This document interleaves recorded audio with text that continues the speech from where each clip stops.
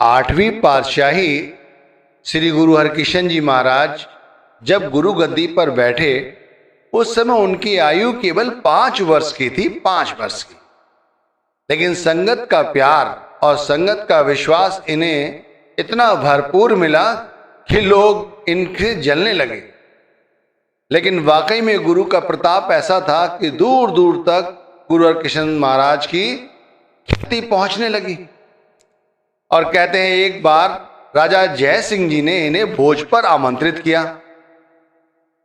उनकी पत्नी भी गुरु हरकिशन महाराज जी से बहुत प्रेम किया करती थी, इसीलिए उसने सोचा मैं एक बार देखूं तो सही, क्या ये मुझे पहचान पाएंगे या नहीं पहचान पाएंगे।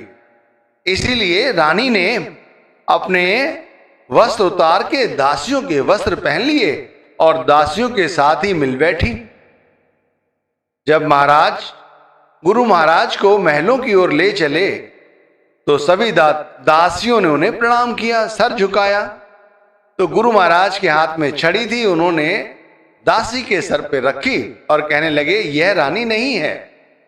फिर वो चली गई, दूसरी दासी आई, दूसरी दासी के भी सर पर हाथ रखा, छड़ी रखी, वो भी आगे चली गई। उन्होंने कहा यह रानी नहीं है। इस तरह दासियां आती रहीं, जाती रहीं और गुरु महाराज ने सभी के सर पर छड़ी रखी और यही कहने लगे ये रानी नहीं है। लेकिन जब रानी आई तो गुरु महाराज ने उनके सर पर भी छड़ी रखी और छड़ी रखते ही बोले ये रानी है, ये रानी है। बस इसे सुनते ही रानी के आंखों से आंसू बहने लगे। उनका प्रेम छलक उठा और अपनी नादानी पर भी उन्हें बहुत रोष हुआ कि बताइए पूरे गुरु की उन्होंने परख की। और इस तरह इनका विलाप देखकर गुरु महाराज मुस्कुराने लगे। बाल रूप में गुरु महाराज को देखकर रानी ने उन्हें गोद में बिठा लिया। भाई ये सिर्फ इसलिए कहा जा रहा है कि कहते हैं क्या करने से सदगुरु का प्यार मिलेगा। क्या करने से भाई, हम लोग क्या करें जिससे हमें सतगुरु का प्यार मिले। भाई सतगुरु का प्यार मिलना कोई सरल कार्य नहीं है, लेकिन इतना दूभर भी नहीं है कि हम गुरु महाराज का प्यार ना ले सकें। भाई हमारे सबसे बड़े शुभचिंतक हैं हमारे सदगुरु। उनके अलावा दुनिया में जितने भी रिश्ते हैं सब स्वार्थ के हैं, लेकिन सदगुरु का जो हमारा रिश्ता है उसमें कोई स्वार्थ नहीं है, केवल निस्वार्थ भाव से उन्होंने हमें नाम दान दिया और हमें अपनाया। और आज यदि हम सतगुरु का हमें प्यार मिल जाए तो फिर हमारी जिंदगानी कुछ और ही हो सकती है। जैसे कथा मैंने ऊपर बताई आपको कि इसके अंदर रानी ने जरूर उनकी परीक्षा ली, लेकिन गुरु महाराज का प्यार तो देखो, उन्होंने उन्हें पहचान लिया। इसी तरह भाई हमारे सदगुरु भी हमें पहचानते हैं कि हम क्या कर रहे हैं और हम क्या चाहते हैं। देखो हम दुनियादारी चाहते हैं और दुनियादारी में ही उलझे हुए हैं, तो इस तरह तो काम नहीं बनने वाला। गुरु नानक साहिब जी ने कहा है कूकर सूकर कही आई कूड़ यार, भौंक मरे भौ भौ भौ हारा, मन तन झूठे कूड़ कमावे, दुर्मति दरगे हारा है।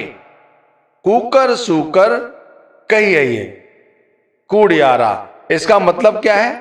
कुकर कहते हैं कुत्ते को और सूकर कहते हैं सुअर को।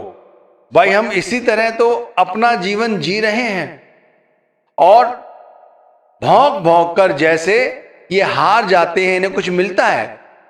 जो कुकर है वो दिन रात भौंकता रहता है। इसी तरह हम दिन रात माया रूपी ये जो दौलत है, ये जो माया रूपी संसार है, इसे इकट्ठा करने में लगे रहते हैं। कूकर सूकर कही है ये कूड़ यारा, ये केवल कूड़ है, मिट्टी है, इससे ज्यादा कुछ नहीं है। और इसी को हम इकट्ठा करने में सारा जीवन व्यतीत कर देते हैं, सारी उम्र निकल जाती है हमारी।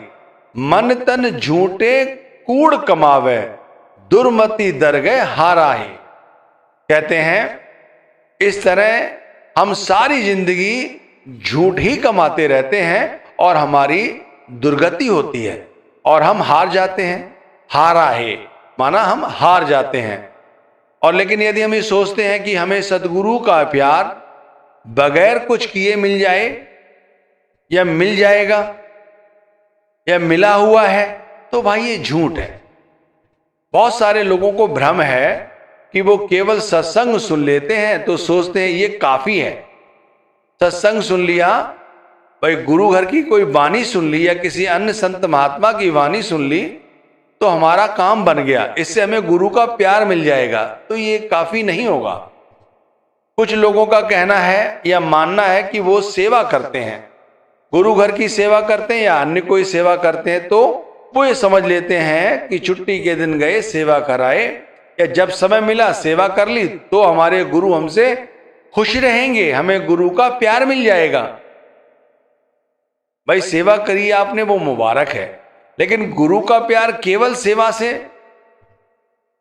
कुछ लोगों का कहना है या मानना है कि वो नाम रटते रहते हैं, जैसे तोते रटते हैं ना, एक चीज को बार बार तोते रटते रहते हैं, इसी तरह लोग नाम को जपने की बजाय रटते रहते हैं। तो लोग सोचते हैं कि सतगुरु का हमें प्यार मिल जाएगा। भाई सतगुरु का प्यार यदि पाना चाहते हो तो खाली सत्संग सुन लिया और उस पर अमल नहीं किया तो क्या फायदा? या केवल सेवा कर ली।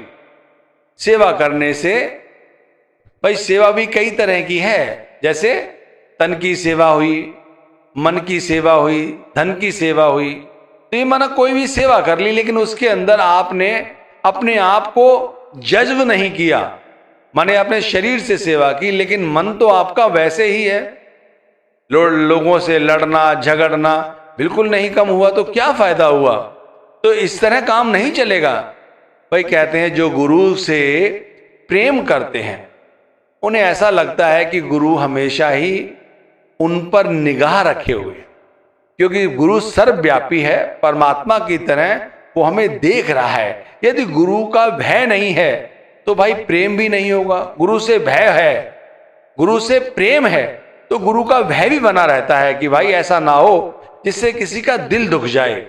देखो तीसरी पातशाही ने कहा है, भय बिन लाग न लगाई ना मन निर्मल होई, बिन मैं करम कमावड़े झूठे ठाव न कोई।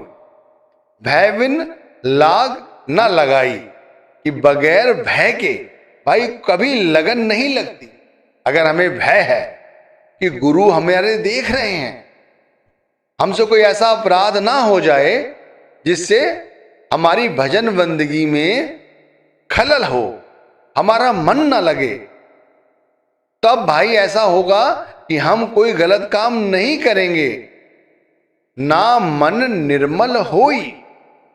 एक बार यदि गुरु का भय हो जाए कि गुरु हमारे सर्वव्यापक हैं, पत्ते पत्ते में हैं, जर्रे जर्रे में हैं, वो हमें देख रहे हैं, तब हमारा मन कोई ऐसा ओछा काम नहीं करेगा जिससे हमारा मन भजन में ना लगे, सुमिरन में ना लगे, या सत्संग सुन रहे हैं सत्संग में ना लगे, या कोई सेवा कर रहे हैं सेवा में मन ना लगे।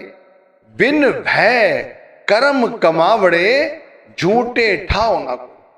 बगैर भाई भय के, बगैर भय के गुरु से प्रीत नहीं हो सकती।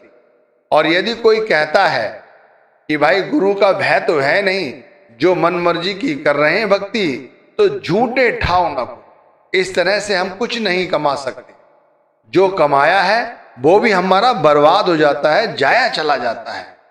तो भाई हमें कैसा करना है कि यदि सत्संग सुने तो सत्संग के समय जो समझा रहे हैं प्रीचर साहिब या हमारे सदगुरु, हमारा ध्यान पूरी तरह से उस बात पर होना चाहिए। यदि सेवा कर रहे हैं तो सेवा के साथ हमारा ध्यान सेवा पर होना चाहिए, यानी सेवा करते रहें और ध्यान गुरु का करते रहें। जैसे माना लोग धन की सेवा करते हैं और यदि धन किसी गलत रास्ते से कमाया गया है और वो सोचते हैं कि इसमें गुरु बरकत देगा, कभी बरकत नहीं देगा। गुरु जब भी बरकत देगा उसके अंदर जब आपने हक हलाल की कमाई की होगी।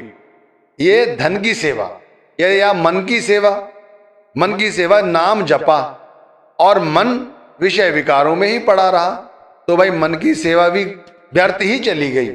फिर माना तन की सेवा, भाई तन की सेवा से आपने गुरु घर के सेंटर पे जाके माना कोई सेवा तो की, लेकिन अपना मन नहीं झुकाया। शरीर तो झुका लिया, मन नहीं झुकाया। थोड़ी सी बात में अकड़ अकड़ फिर भी वैसी रही, तो फिर कैसे? वही बात जो शुरू में पहली पातशाही ने कही, कूकर सूकर, हम वैसे ही पशुओं की तरह ही हैं और सारी जिंदगी भौं भौं करते रहते हैं और अंत वेले हार जाते हैं, हमारे हाथ पल्ले कुछ नहीं लगता। इसी तरह तीसरी पातशाही ने कहा है कि बगैर भय के हमारा मन कभी निर्मल नहीं होगा और हम झूठ ही कमाएंगे और झूठ में ही सारी जिंदगी फंसे रहेंगे। देखो गुरु अमरदास महाराज जी ने कहा है, भय बिन भगत न हो वही, नाम न लगे प्यार। भाई बगैर भय के गुरु के साथ या नाम के साथ प्रीति नहीं हो सकती और ना ही हमें कभी नाम प्यारा लगेगा। भाई भय क्यों होना चाहिए गुरु से या नाम से? भाई इसीलिए अगर नाम प्यारा है तो भय अपने आप बन जाता है।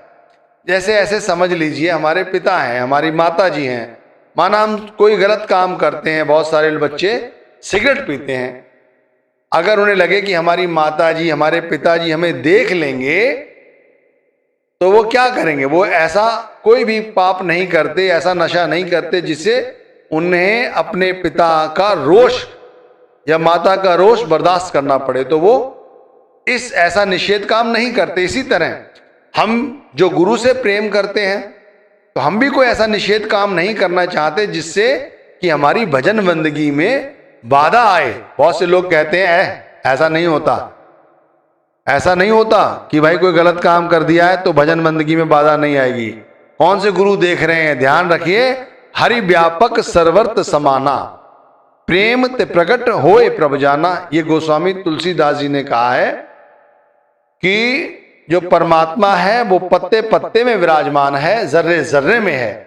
और गुरु नानक साहब ने कहा है, शब्दे धरती शब्दे आकाश, शब्दे शब्द भया परगास, सगली सृष्टि शब्द के पाछे, नानक शब्द घटे घट आछे। वो कहते हैं सब कुछ शब्द है और हमें शब्द सदगुरु ने दिया है।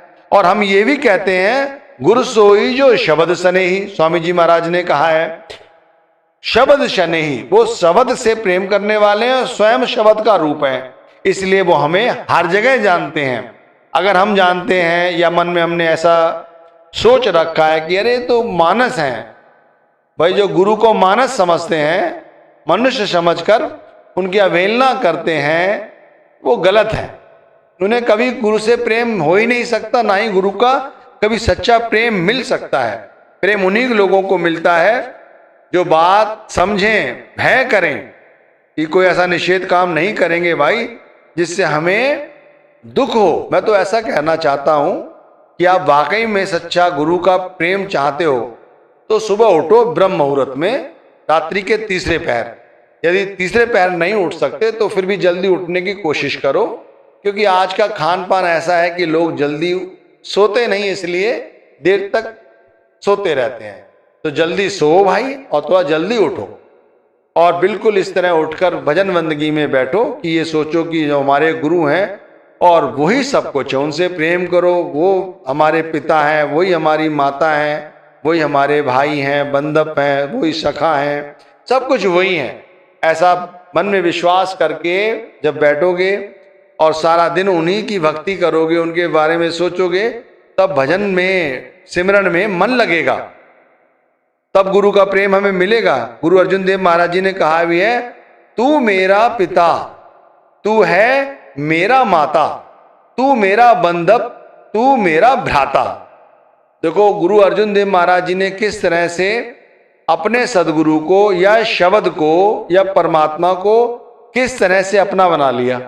अब चाहते हो ना गुरु का प्रेम मिल जाए, तो मैं आप लोगों से बड़ी विनम्रता के साथ ये कहना चाहता हूं कि प्रेम 100% मिलेगा यदि सही तरह से गुरु भक्ति करोगे तो।